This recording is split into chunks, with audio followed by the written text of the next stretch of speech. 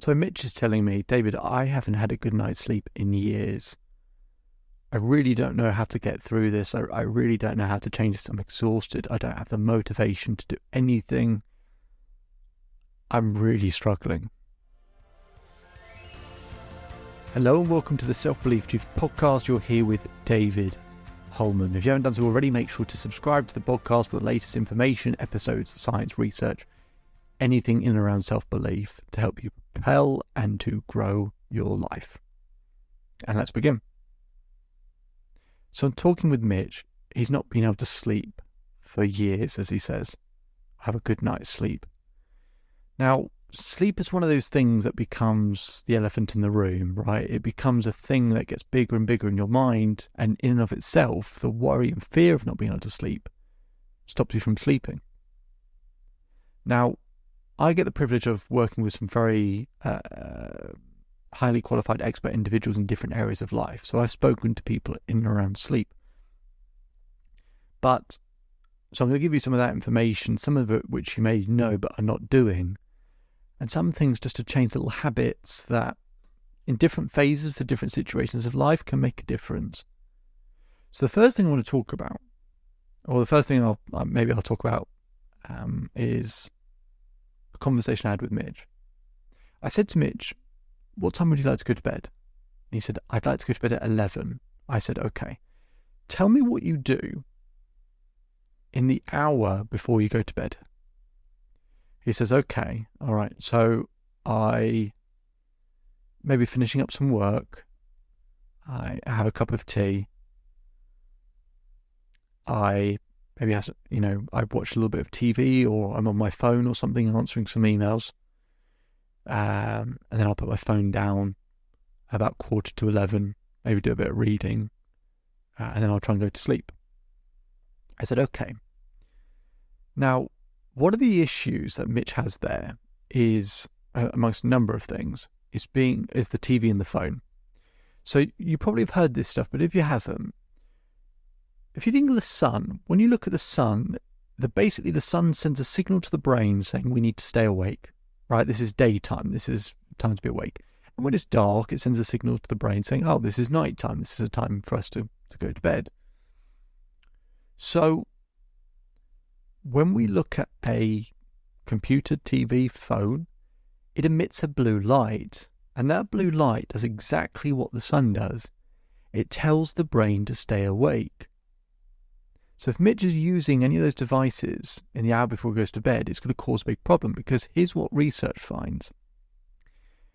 From the moment you turn off a TV, a phone, laptop, whatever it might be, from the moment you turn it off, it takes 3 hours to get into a deep sleep, which is the whole point of sleep, to get into a restorative state so that your brain and your body can be repaired. It takes 3 hours to get into a deep sleep. So when he's turning off at 11:15 and he thinks he's going to bed at 11:30, he's not.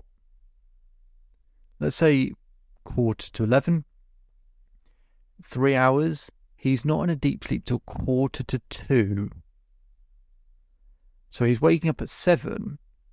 So he's basically only getting 5 hours sleep, if that, a night, when he thinks he's getting more, but he's not. Now, phones do start to have a kind of a night filter. They don't tend to be great though. And there are lots of apps you can get, they're free, that not only block out the blue light, but actually emit a red light.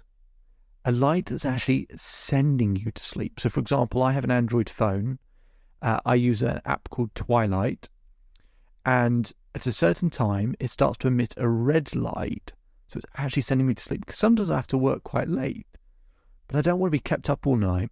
And so by the time I actually go to bed, I'm actually sort of falling asleep and I'm ready to be in a deep sleep straight away. So that was the first thing we did with Mitch, was actually get him, to change those habits and use those filters. So actually at 11 o'clock, he's sort of falling to sleep. Now, they're available on phones and on laptops. I'm not aware that you can do it with TVs. So you might just have to, if you've got something you want to watch, you just switch to a phone or a laptop. Okay? Because then, if you think about it, if you have those filters on, you are going to get 3 hours sleep back a night of, deep sleep, potentially. Let's just, for argument's sake, let's just say you get 2 hours deep sleep a night back, okay, instead of 3. So 2 hours a night, that's 14 hours a week. So that's basically 2 extra days worth of sleep, or 2 extra nights worth of sleep. Imagine how much better you feel when you have that level of energy, that you're actually well rested, you've had enough sleep. It didn't take long, maybe a couple of weeks, for Mitch to get into that habit and actually go, I actually feel better, I'm getting more deep sleep. And it was just a simple habit change. Now, there are probably 10 other things I could mention about sleep, right? Not eating too late, not drinking too late, a whole host of other things that would improve the quality of sleep that I've learned from really highly qualified people. But sometimes I speak with people who are going through something really difficult and they feel like they've tried everything. And they try things that are trying to help them sleep. And again, like I said at the beginning, it becomes the elephant in the room. Like, this hypnotherapy or this meditation is supposed to help me sleep, but it's not doing that.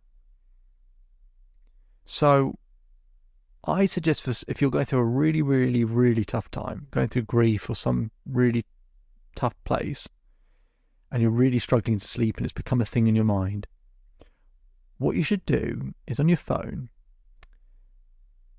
put something like a series or put something fun or funny on that makes you laugh.